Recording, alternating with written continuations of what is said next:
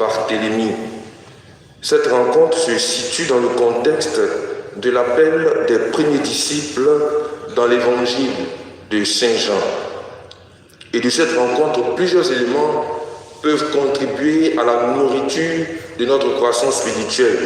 Ce matin particulièrement, je voudrais vous proposer 2 éléments pour notre méditation.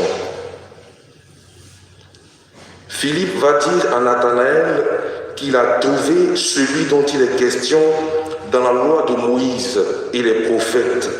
Celui-là en question vient de Nazareth. Et Nathanaël ou Barthélemy lui répond: de Nazareth peut-il sortir quelque chose de bon? Mes frères et mes sœurs, la première chose à retenir pour notre méditation se trouve dans cette question de Nathanaël, de Nazareth.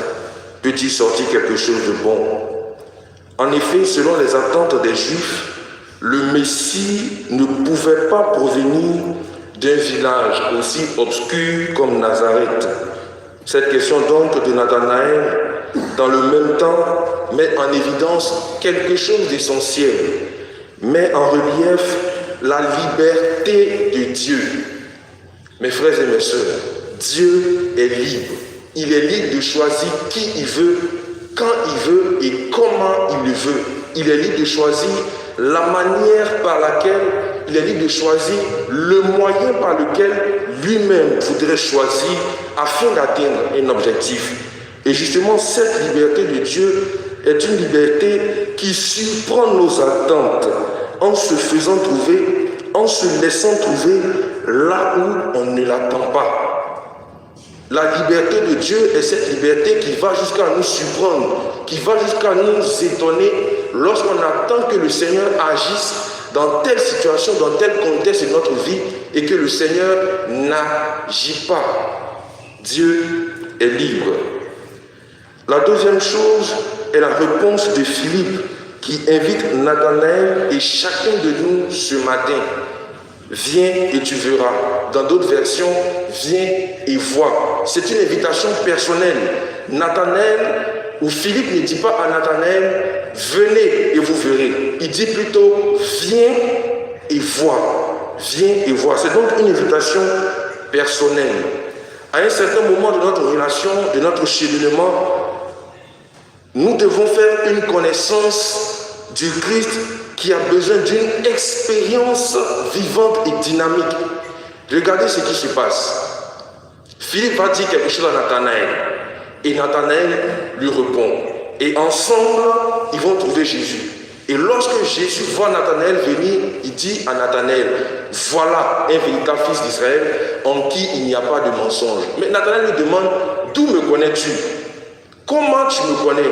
Et Jésus lui répond, avant que tu ne rencontres Philippe, je t'ai vu sous le figuier. Mais qu'est-ce qui s'est passé sous le figuier, de vous à moi? Voir quelqu'un sous un figuier ou voir quelqu'un en un endroit ne peut pas pousser cette personne à une confession de foi. Tu es le Fils de Dieu, tu es le roi d'Israël. Qu'est-ce qui s'est réellement passé sous le figuier pour que cela pousse Nathanaël à poser cet acte de foi et de confession? Voilà pourquoi, à un certain moment de notre relation, de notre cheminement, notre connaissance de Jésus a besoin d'être purifiée, clarifiée par une expérience vivante et personnelle que nous devons vivre. Le témoignage des autres est important parce que généralement, toute notre vie chrétienne commence par une annonce d'un ou plusieurs témoins. Mais nous devons ensuite personnellement, individuellement, participer à une relation intime et profonde avec Jésus. Alors, en ce moment, nous passons du stade de voir au stade. Nous passons du stade de venir au stade de voir. Nous passons du niveau de venir à celui de voir. Viens et vois. Seigneur, aide-moi à venir à toi dans la vérité de ce que je suis, mais surtout, aide-moi à te voir, toi qui es vivant pour les siècles des siècles.